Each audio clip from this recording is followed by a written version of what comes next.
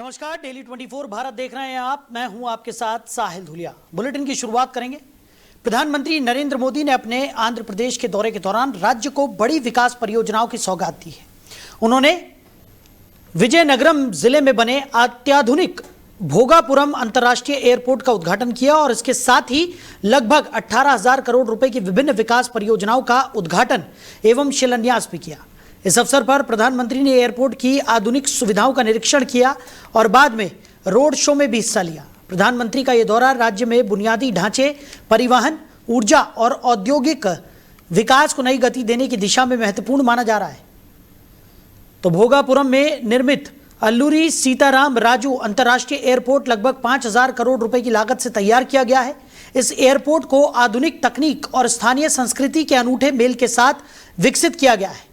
तो एयरपोर्ट का डिजाइन आंध्र प्रदेश की पारंपरिक चुट्टिलू कॉटेज शैली से प्रेरित है, जबकि टर्मिनल भवन में समुद्री विरासत और बंगाल की खाड़ी की झलक भी दिखाई देती है। तो वास्तुकला में स्थानीय संस्कृति को महत्व देने के साथ आधुनिक सुविधाओं का समावेश इसे देश के प्रमुख नए एयरपोर्ट्स में शामिल करता है।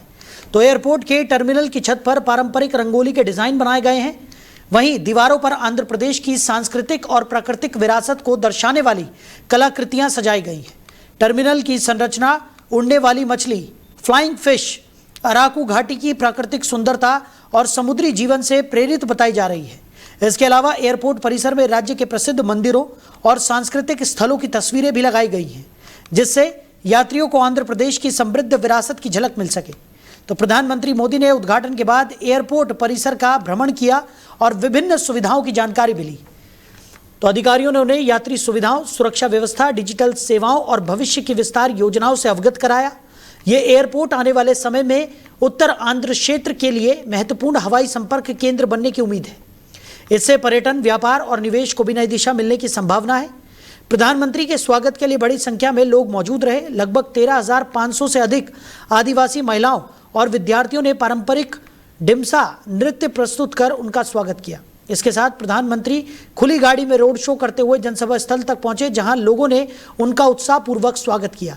इस दौरे के दौरान प्रधानमंत्री ने केवल एयरपोर्ट का उद्घाटन ही नहीं किया, बल्कि सड़क, ऊर्जा, पेट्रोलियम, सेमीकंडक्टर और बुनियादी ढांचे से जुड़ी कई महत्वपूर्ण परियोजनाओं का भी शुभारंभ किया।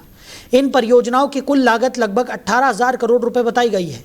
इनमें सड़क परिवहन मंत्रालय और पेट्रोलियम मंत्रालय की कई योजनाएं शामिल हैं, जिनका उद्देश्य क्षेत्रीय विकास, बेहतर कनेक्टिविटी और औद्योगिक निवेश को बढ़ावा देना है। सरकार का मानना है कि इन परियोजनाओं से रोजगार के नए अवसर पैदा होंगे और राज्य की अर्थव्यवस्था को मजबूती मिलेगी। बेहतर सड़क नेटवर्क, आधुनिक परिवहन व्यवस्था और औद्योगिक निवेश से स्थानीय व्यापार को गति मिलने की उम्मीद है। सेमीकंडक्टर और रिन्यूएबल एनर्जी से जुड़ी योजनाएं भविष्य की तकनीकी और औद्योगिक आवश्यकताओं को ध्यान में रखकर तैयार की गई हैं। भोगापुरम एयरपोर्ट के शुरू होने से विशाखापट्टनम और उत्तर आंध्र के अन्य क्षेत्रों पर हवाई यातायात का दबाव कम होने की संभावना है। वहीं प्रधानमंत्री का आंध्र प्रदेश का दौरा राज्य के बुनियादी ढांचे और विकास परियोजनाओं के लिए महत्वपूर्ण साबित हुआ है। भोगापुरम एयरपोर्ट का उद्घाटन, हजारों करोड़ रुपए की परियोजनाओं की शुरुआत और सांस्कृतिक कार्यक्रमों में भागीदारी ने इस दौरे को विशेष बना दिया है।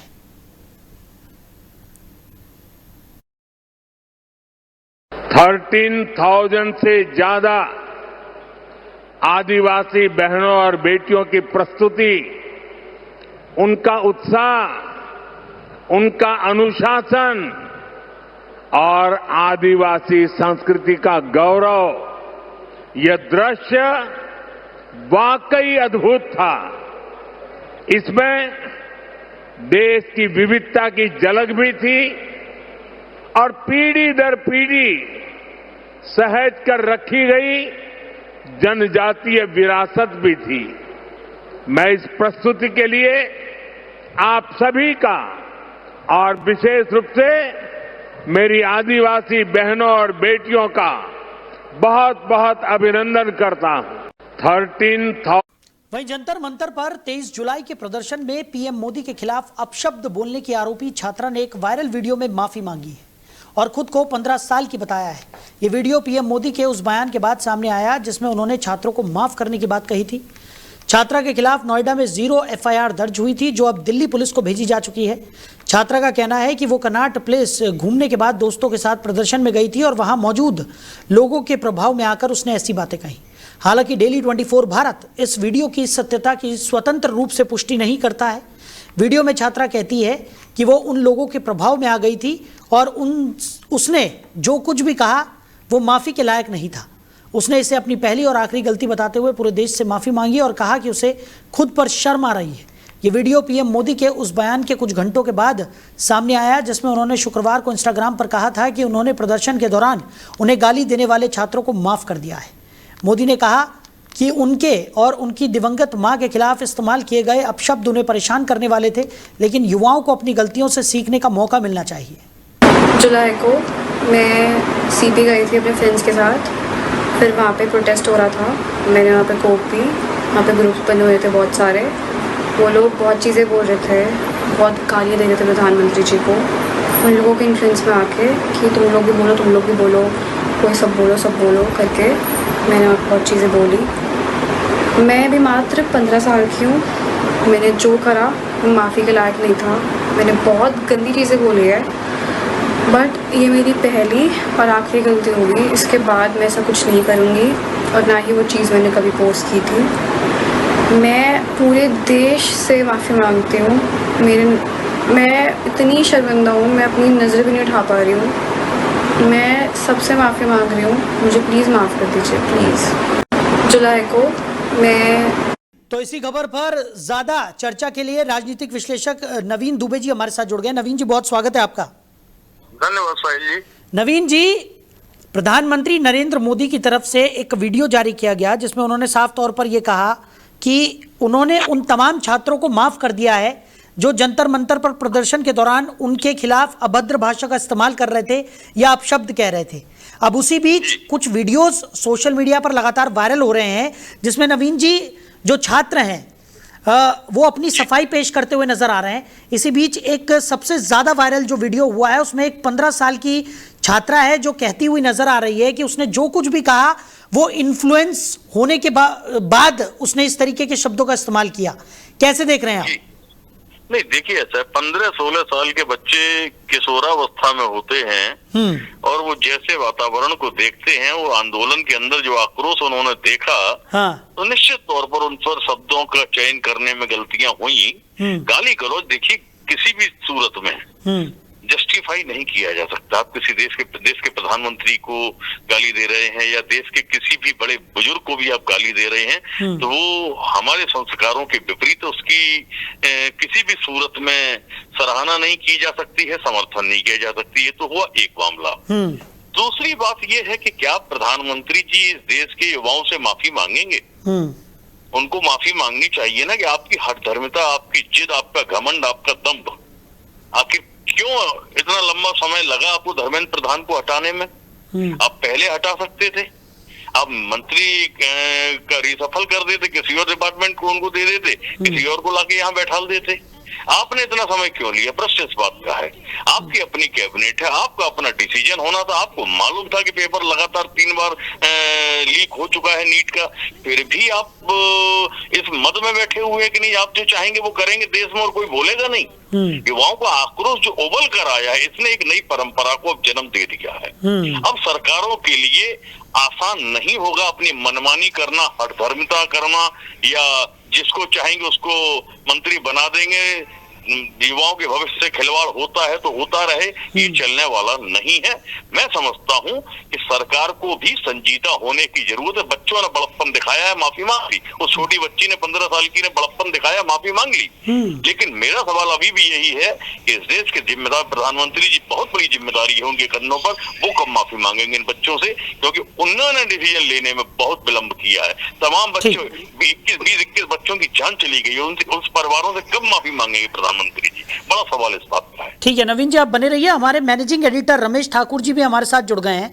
रमेश जी, नवीन जी को आपने सुना, उनका साफ तौर पर यह कहना है कि प्रधानमंत्री नरेंद्र मोदी को भी इस पूरे प्रकरण पर छात्रों से माफी मांगनी चाहिए क्योंकि सरकार ने एक हठधर्मिता यहां पर इस पूरे मामले में दिखाई है।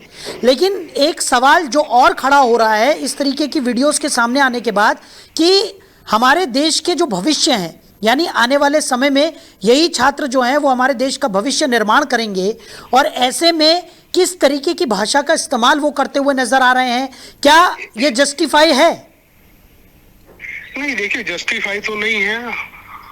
हमारी सभ्यता में, हमारी संस्कृति में असभ्यता और बर्ता उत्पात, इसकी कभी कोई व्याख्या किया ही नहीं जा सकता है। लेकिन ये नया चलन आ गया है कि ये कब से होने लगा कि गाली अब एक अपराध बन गई है। गाली कोई आईपीसी सेक्शन में आ रही है और गाली के ऊपर मुकदमा हो रहा है। ये हमने पहली बार सुना।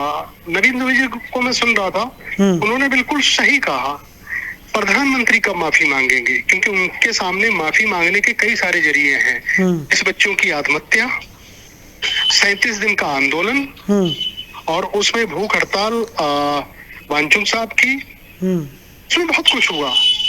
बहुत बच्चे चोटिल हुए, बहुत कुछ हुए, दोनों पक्ष चोटिल हुए हैं।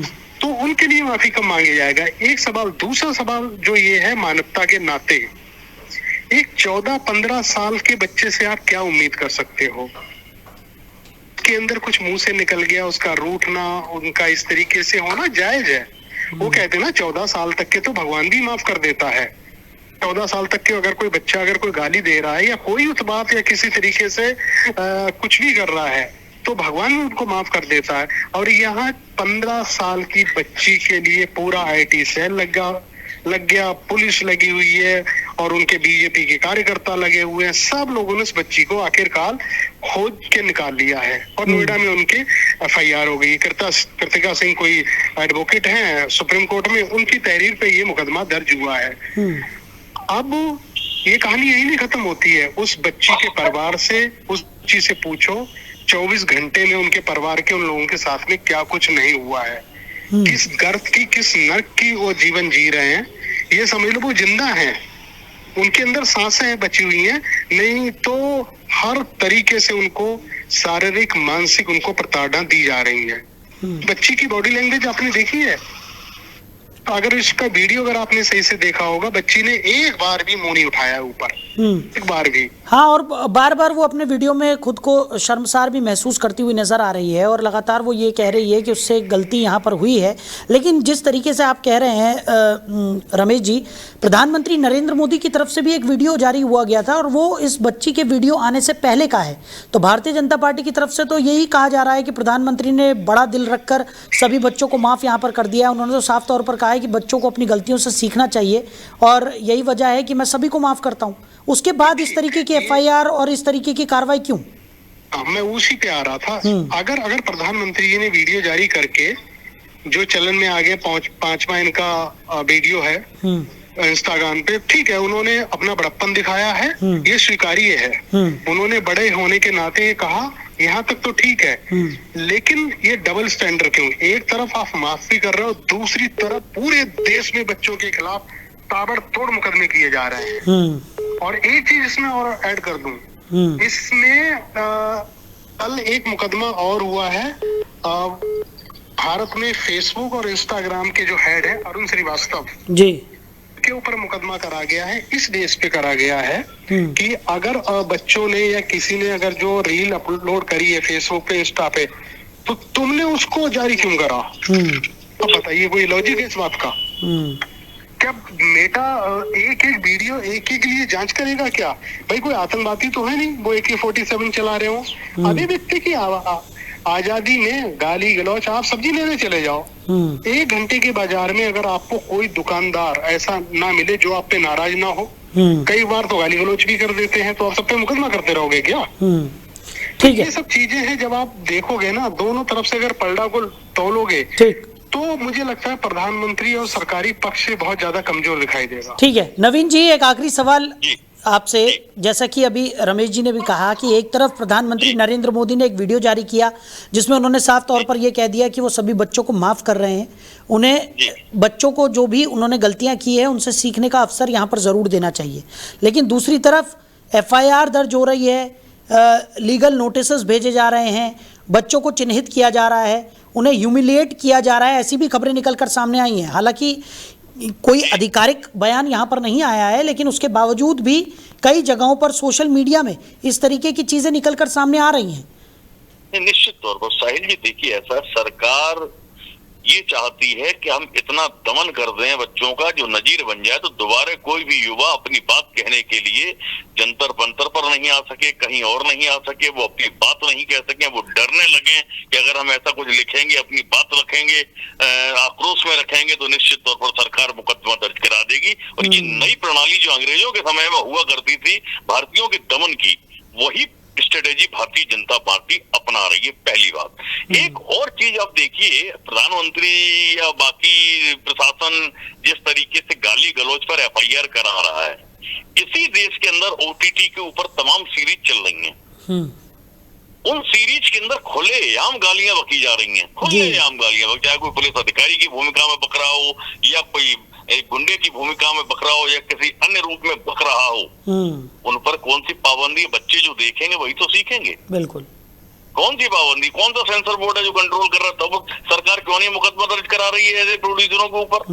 और कैसे वो तमाम ओटीटी प्लेटफॉर्म पे चल रहे हैं और लोग घरों में फैमिली के साथ बैठ के देख रहे हैं। तो ये दो तरफा जो दोहरा मापदंड सरकार के द्वारा अपनाया जा रहा है वो गलत है। देखिए, ये सरकार की केवल एक मंशा है कि हम इतने मुकदमे कर देंगे कि, और माफी भी मांगते रहेंगे, प्रधानमंत्री ये भी कहते रहेंगे हमने सबको माफ कर दिया। ये तो वो लोग हैं जो किसानों को खालिस्तानी बता देते हैं। इन छात्रों के भी आंदोलन में कह दिया कि देश विरोधी ताकतें लग गई, फिर कहा गया कि पाकिस्तान से इनको निर्देश मिल रहा है। अरे भाई, ये सब अगर हो रहा है तो इस देश का गृह मंत्रालय, आईबी, इंटेल वगैरह ये क्या कर रहे हैं आप? ठीक, फिर तो गृह मंत्री को इस्तीफा दे देना चाहिए। अगर आप इतना भी सक्षम नहीं, आप आइडेंटिफाई नहीं कर पा रहे हैं और देश विरोधी ताकतें भारत के अंदर इतना बड़ा एक आंदोलन खड़ा कर दे जंतर मंतर पर, और आपको पता ही कुछ नहीं है, तो फिर आप किस बात के गृह मंत्री? क्यों चल रहा है गृह मंत्रालय? बदल दीजिए, पूरे को रिसफल करिए। ठीक है, चलिए नवीन जी, आप हमारे साथ जुड़े और इस चर्चा में साथ निभाए, इसके लिए आपका बहुत शुक्रिया। रमेश जी हमारे मैनेजिंग एडिटर भी हमारे साथ जुड़े हुए थे। रमेश जी, आपका भी बहुत शुक्रिया तमाम चर्चा के लिए। तो छात्रा ने खुद को 15 साल की बताया और माफ़ी मांगने का वीडियो सोशल मीडिया पर तेज़ी के साथ वायरल होता हुआ भी नज़र आ रहा है। तो प्रधानमंत्री नरेंद्र मोदी के खिलाफ इस छात्रा ने अपशब्द कहे थे। अब उसके बाद इस छात्रा का एक वीडियो सोशल मीडिया पर वायरल हो रहा है जिसमें वो माफ़ी मांगती हुई नज़र आ रही हैं। उसने साफ तौर पर कहा है कि वो लोगों के प्रभाव में आकर उसने इस तरीके के अपशब्दों का इस्तेमाल किया था, जिसको लेकर वो बहुत शर्मिंदा है।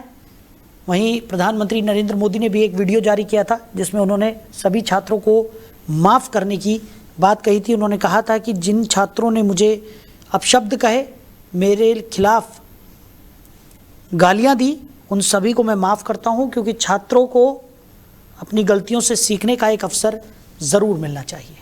वहीं राम मंदिर में कथित चंदा चोरी मामले को लेकर सांसद पप्पू यादव ने संसद में प्रदर्शन किया। उन्होंने साधु का भेष बनाकर प्रदर्शन किया जिसमें विपक्ष के अन्य सांसद भी शामिल हुए। वहीं अब पप्पू यादव के विरोध प्रदर्शन के बाद जहांगीरपुरी पुलिस स्टेशन में शिकायत दर्ज कराई गई है।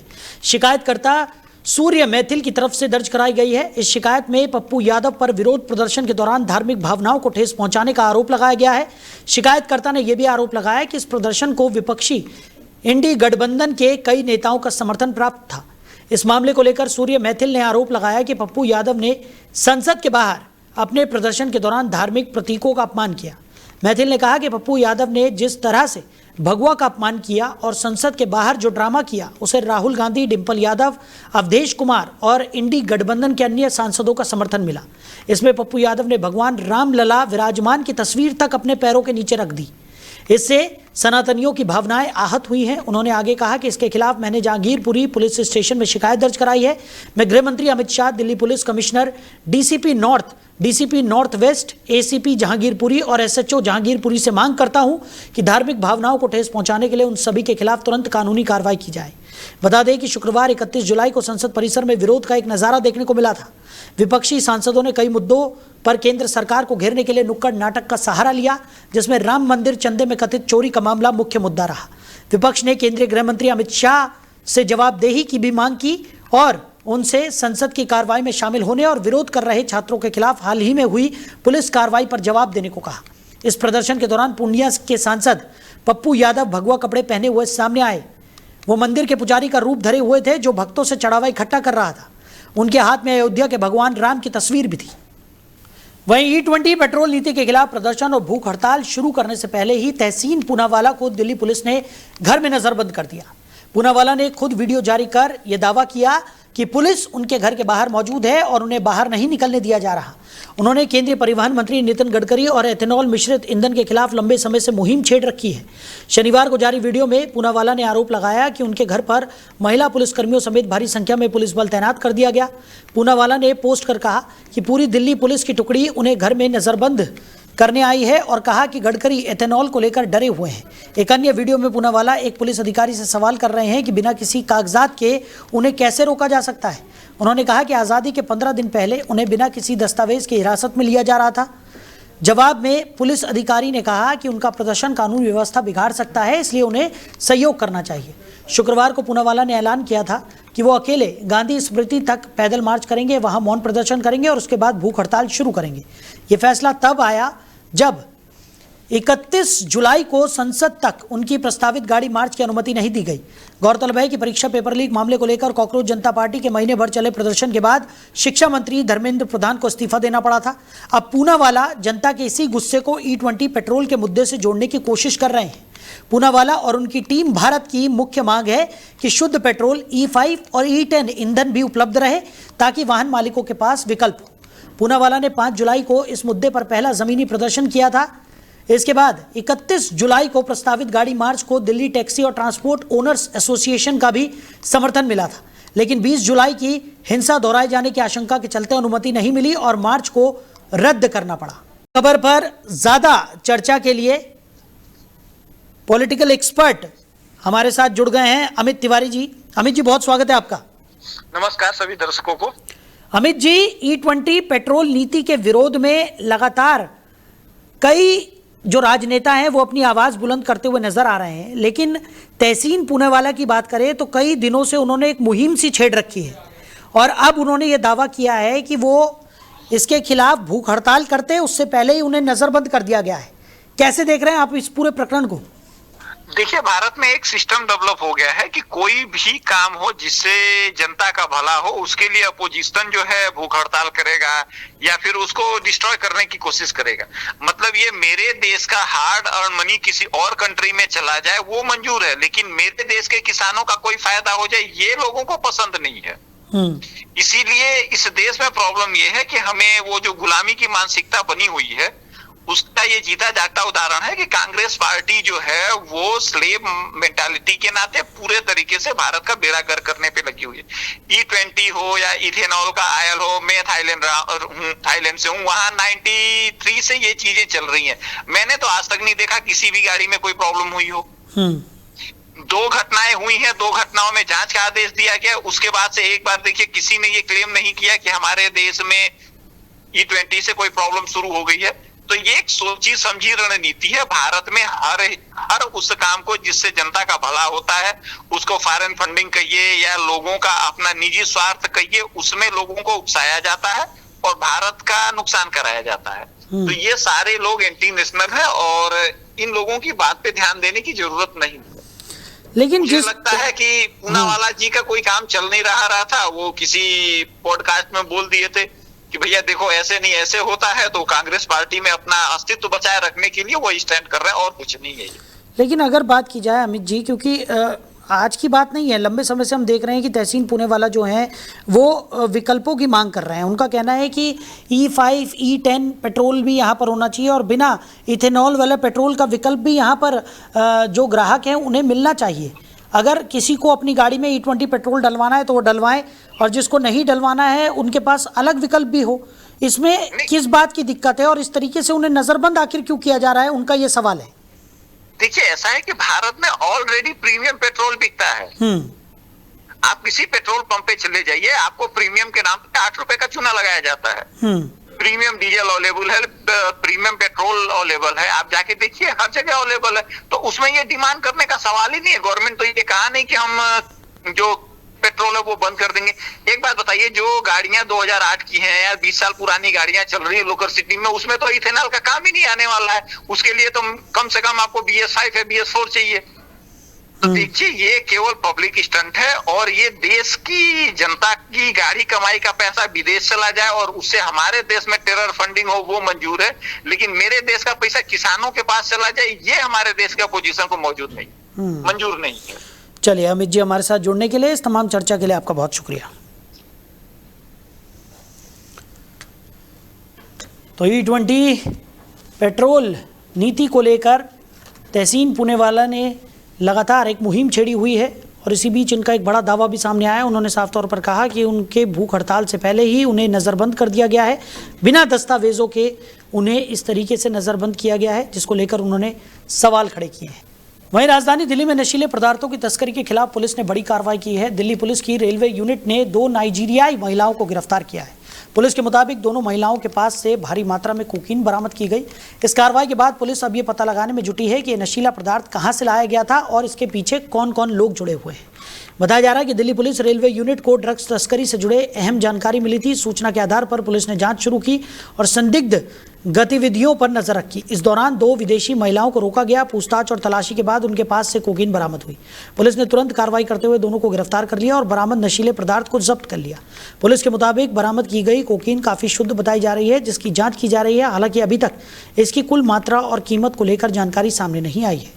पुलिस मामले के हर पहलू से जांच कर रही है और गिरफ्तार महिलाओं से पूछताछ के जरिए इस नेटवर्क से जुड़े अन्य लोगों तक पहुंचने की कोशिश की जा रही है। जांच एजेंसियों को शक है कि ये मामला किसी बड़े ड्रग नेटवर्क से जुड़ा हो सकता है। पुलिस ये जानकारी जुटा रही है कि दोनों महिलाएं दिल्ली में कब से मौजूद थी, उन्हें ये कोकीन किसने दी और इसे आगे कैसे पहुंचाया जाना था। इसके अलावा उनके पुराने रिकॉर्ड और संपर्कों की भी जाँच की जा रही है। तो फिलहाल इस बुलेटिन में मेरे साथ इतना ही। आप बने रहिए और देखते रहिए Daily 24 भारत। नमस्कार।